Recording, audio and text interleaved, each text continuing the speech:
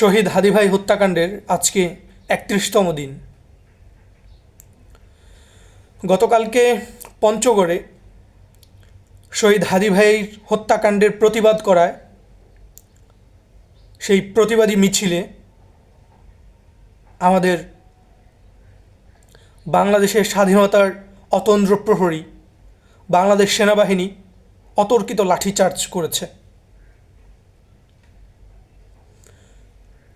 যদি এই ৩১ দিনের মধ্যেই বাংলাদেশ সরকার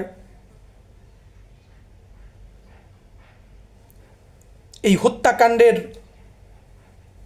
যেই মূল হোতা এবং অন্যান্য অপরাধীরা রয়েছে তাদের ব্যাপারে কার্যকরী কোনো পদক্ষেপ নিতেন, তাহলে তো মাঠে নামা লাগতো না।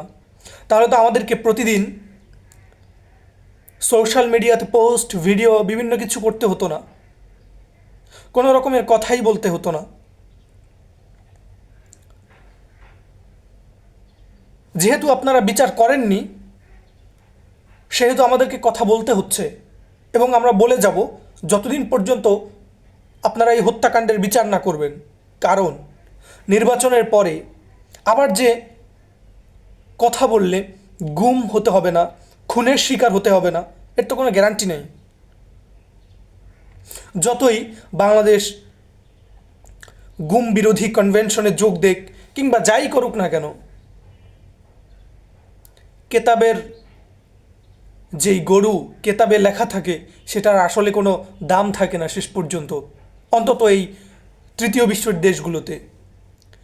বিশ্বের দেশগুলোতে কত আইনই না তৈরি করা হয়, দিন শেষে ওই সব আইনের কোনো প্রয়োগ থাকে না। এই যে বিচারহীনতা, এই যে সংস্কৃতি তৈরি হলো, শুরু হলো, এর শেষ কোথায়? সুতরাং অতি দ্রুত হাদি ভাইয়ের হত্যাকাণ্ডের বিচার হতেই হবে। এখানে কোনো যদি কিন্তু চলবে না। এবং এই বিচার শুধুমাত্র যে চুনুপুটিরা আছে বা দৃশ্যমান হত্যাকারী আছে তারা নয়, এর পেছনে যারা সম্মতি উৎপাদন করেছে, যারা মদদ জুগিয়েছে, যারা ইন্ধন দিয়েছে, সকলকে আইডেন্টিফাই করে বিচারের আওতায় আনতে হবে।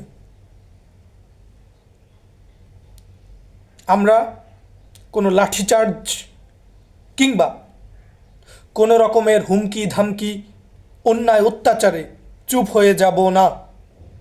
এখানে শুধুমাত্র একটা ব্যক্তি কিংবা একটা আদর্শ, ব্যাপারটা এমন নয়, বরং এই যে বিচারহীনতা তৈরি হচ্ছে,